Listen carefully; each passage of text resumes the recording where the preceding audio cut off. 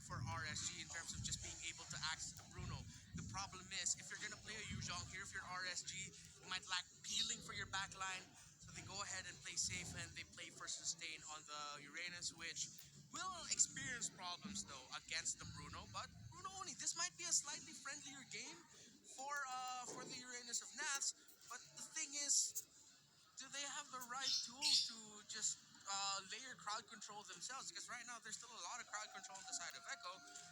Meanwhile, RSG, they're just gonna have to brute force it with fantastic discipline and execution, which they have shown in the past. Dude, that wasn't friendly last game, so I'm guessing he's just gonna ride that wave. Yeah. I mean, not only that, but to be honest, they handled that Uranus pick just last game pretty well, right? Yeah. And so I think that is going to be an obstacle for Nats to overcome for this game, because the same thing could possibly happen here. And we do know exactly, even though Bruno doesn't get much competitive play, when he is locked in and it does get that early lead, the damage is there, right? And it is a big threat. Not only that, but just overall, both drafts actually looking pretty good here as we get ready to load up into game number 2, jumping into the land of Dawn. Again, Echo versus RSG Philippines. In before, the way Echo drafted this lineup, they're also setting up for Plan B. This is a very, very backdoor friendly lineup. Yeah. Look at it. The 4 dudes can actually fight while Benny Cutie goes up and commits shenanigans. It's possible. Shenanigans might be the name of the game here, with lineups with multiple options of shenanigans.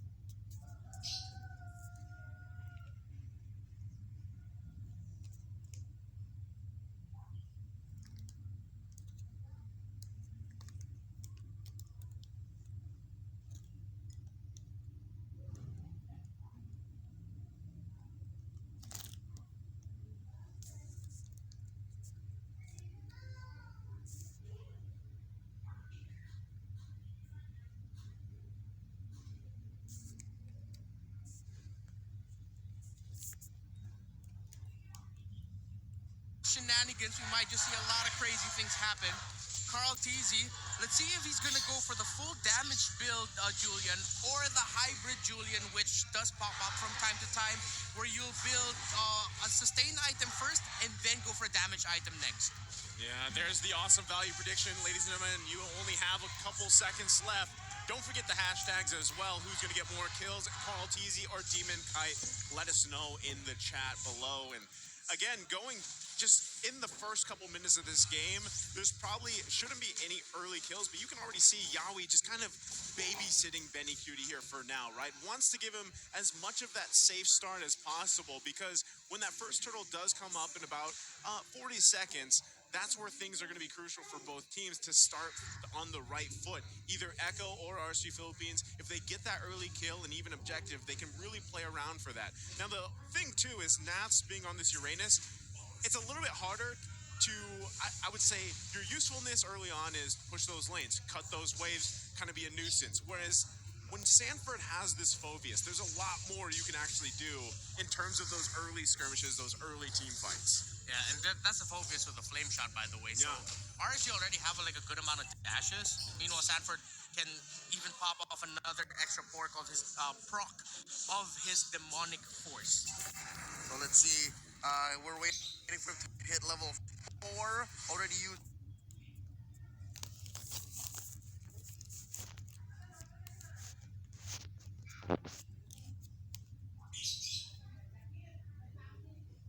That flame shot, Demon Kite posturing up. Sanji with the pull. Shadow Stampede putting Aqua in danger. Black Shoes already popped up. And there's the demonic force. Here comes Yawi. Called Alter popped up with a wild charge. Demon Kite down for the count. Ding ding. That's the first knockdown. The first kill of the game. Clear Lord positioning here for Echo. What's Light doing?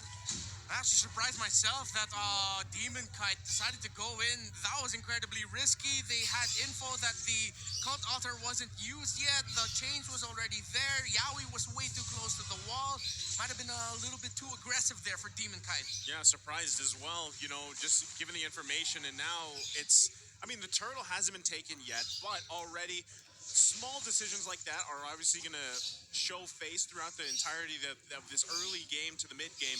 Also, with Sanford getting that early kill, he is having that mystery shop. He's going to be able to play around with that. Nats here playing with fire. There's a flame shot.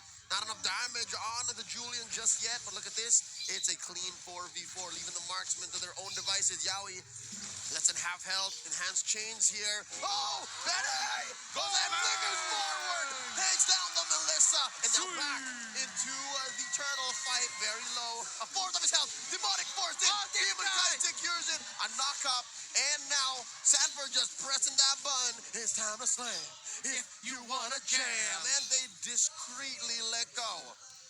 Okay, RSG being able to get a win there. They got the turtle. Echo got another kill. Still even Stevens here. RSG are getting a little bit more cautious right now in terms of the things that they want to do in the map and exactly what they need to do. This is just scary because, as I was just saying about Sanford, you see how much tanking he can even do just since early on, but then you give a kill to Benny Cutie as well in this matchup versus Melissa.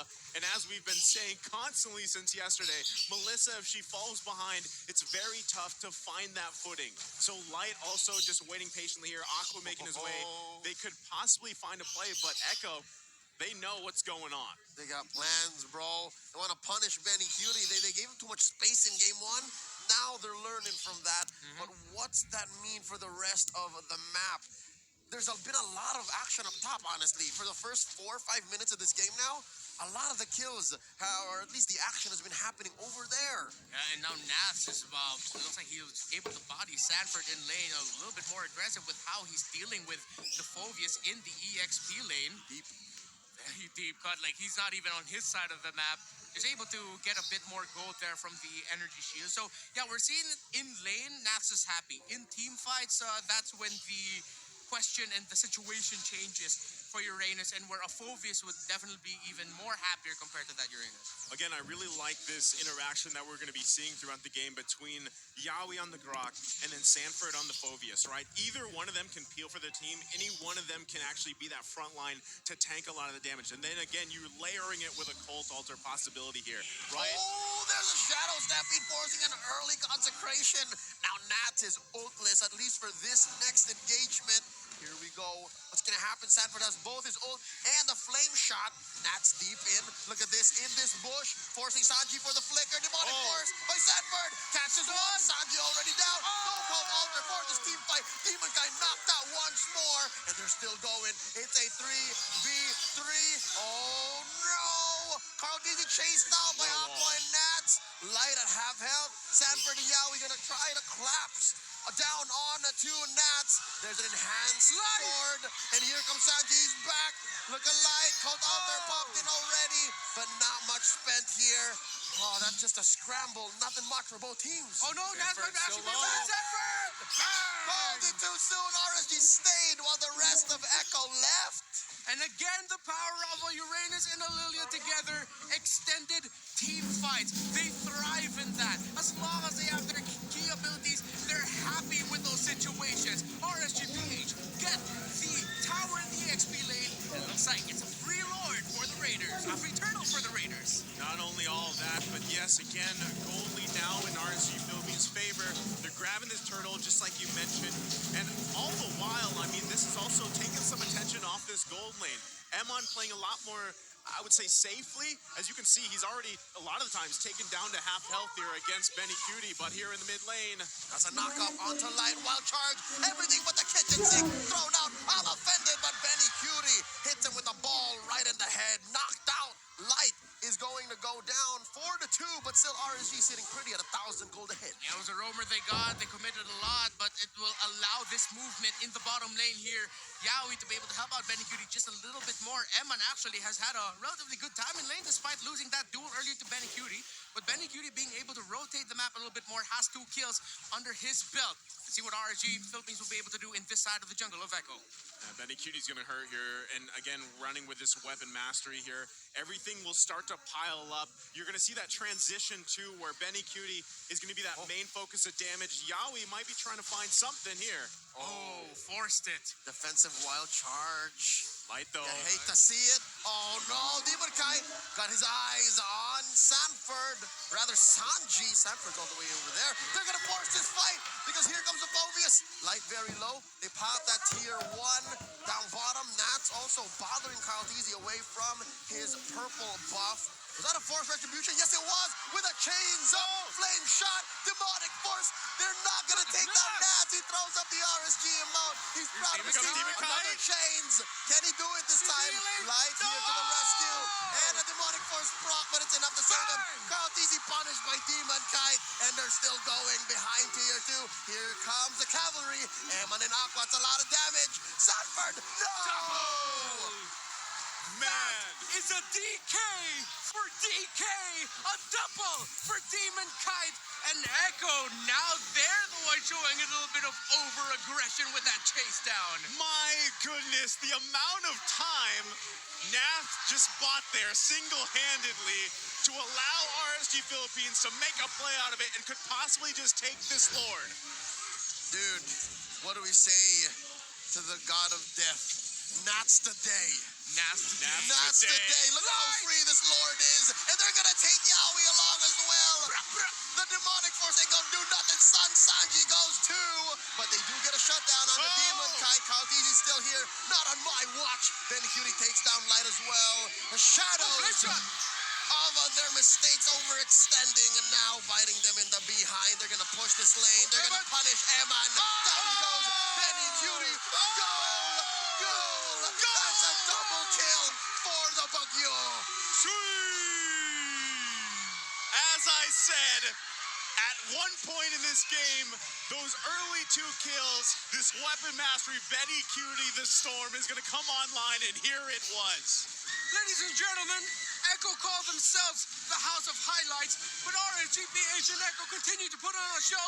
This is the match of highlights we're witnessing right now. Action after action.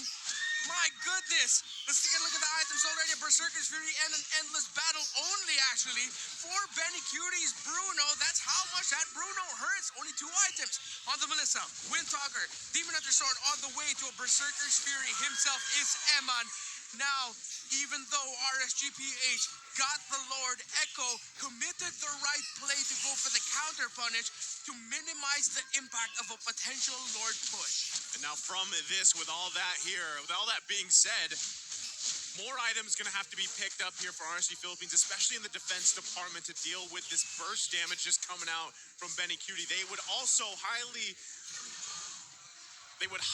value a kill on Benny Cutie because he's sitting at 5-0, right? Oh, so yeah. at this Massive point, shutdown goal to get it. it's something that RSG Philippines needs, and also the gold lead has been pretty much taken care of at this point. Yeah, no, the 500, almost nothing. But still, the fact that RSG is pushing out, making the map red. Oh, no, they catch Eman!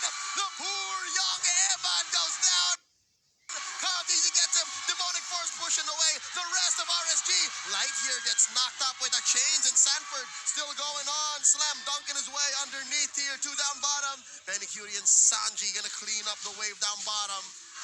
Echo clapping back. Wow, Yaoi on the grok, rocking the dome of Eman. Yes, when you wild charge like that, even when the go away is up, you'll be able to get through it.